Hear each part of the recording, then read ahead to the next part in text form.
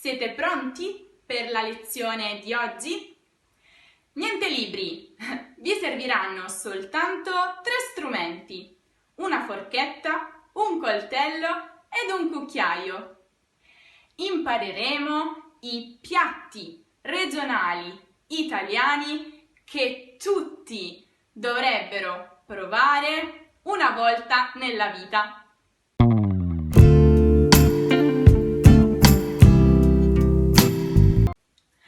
Partiamo con i tortellini.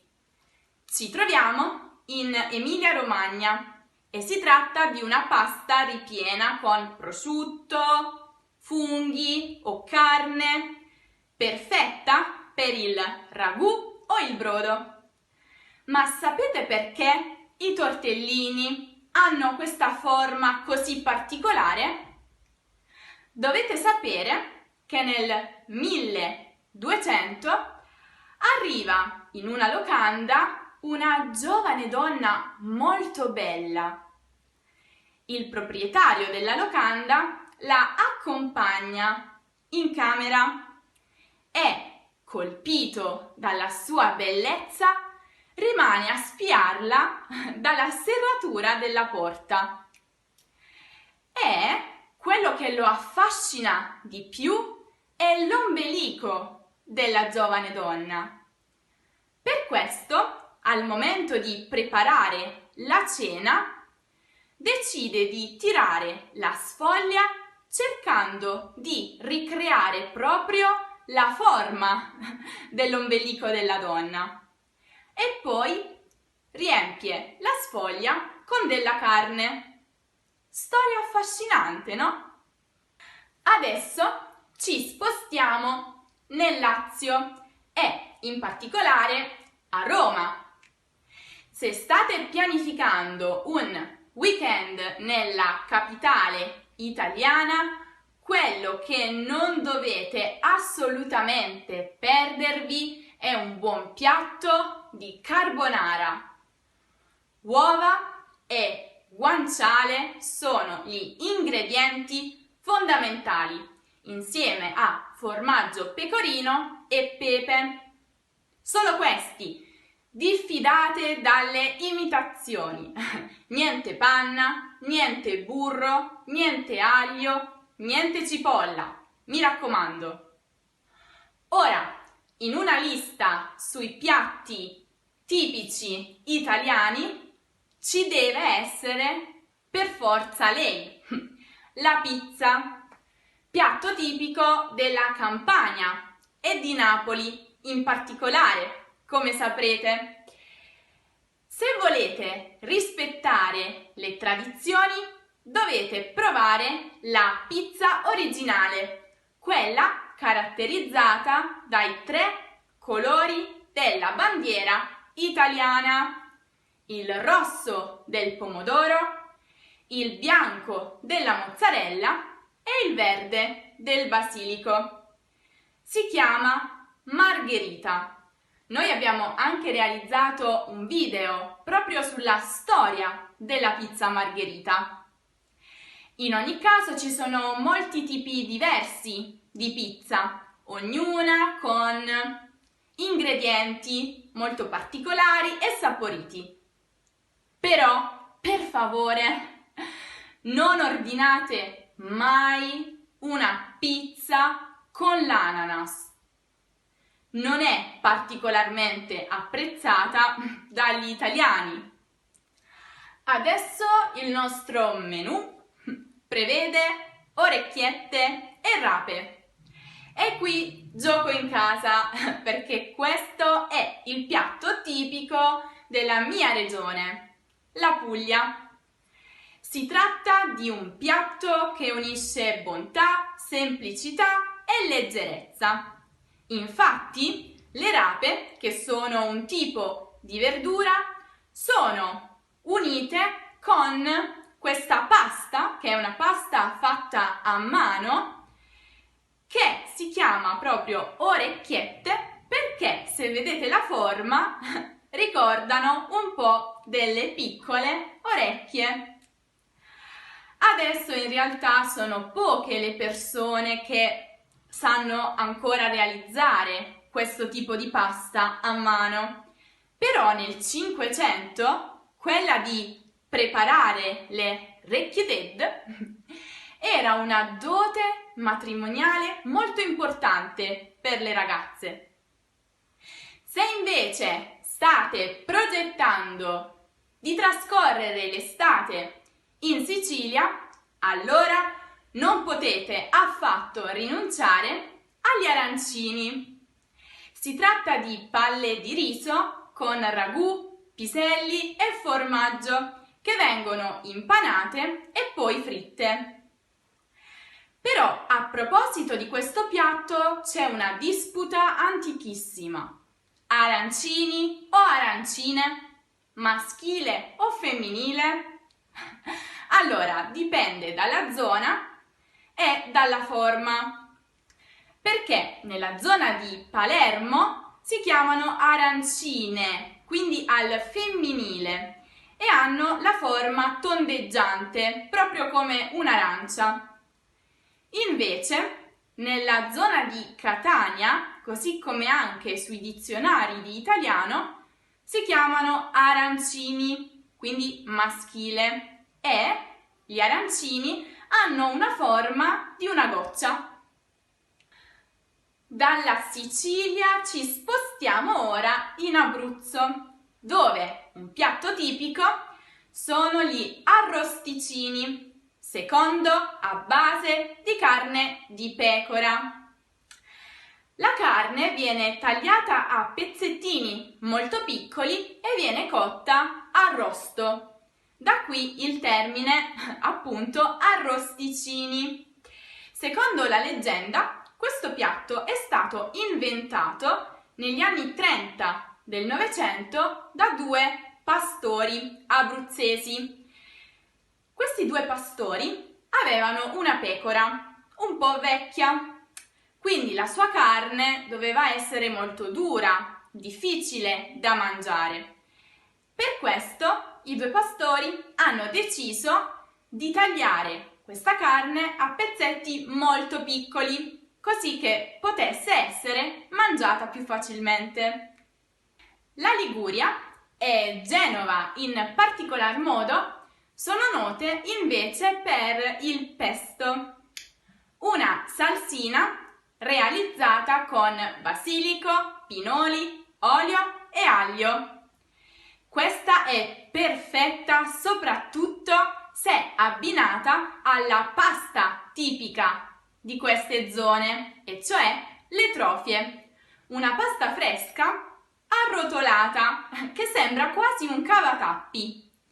E secondo alcuni le trofie sono la versione povera degli gnocchi, perché sono realizzate soltanto con acqua e farina.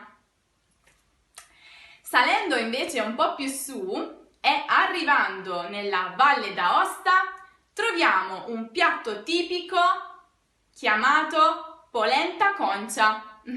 Già, si tratta dell'unione di polenta con un altro ingrediente tipico di queste zone che è la fontina, cioè un tipo di formaggio.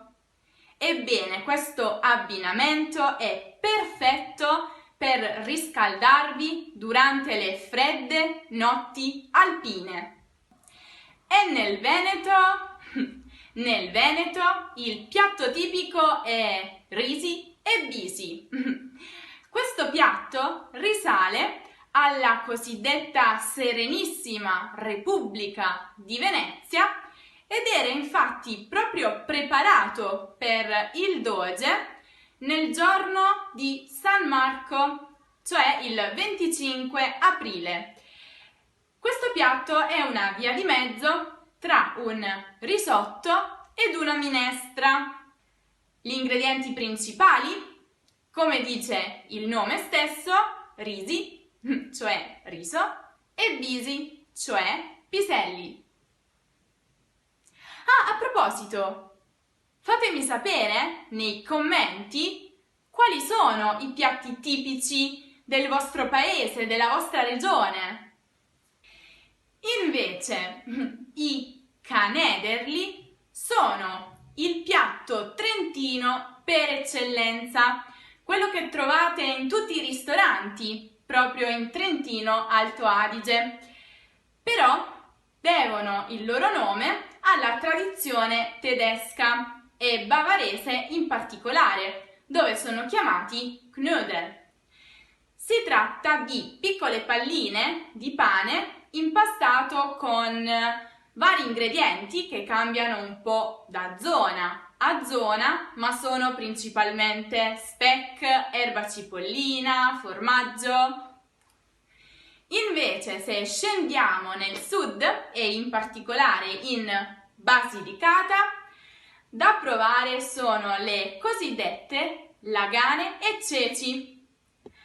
Le lagane sono un tipo di pasta fresca, quasi come delle tagliatelle, ma più spesse, di circa 2 o 3 centimetri.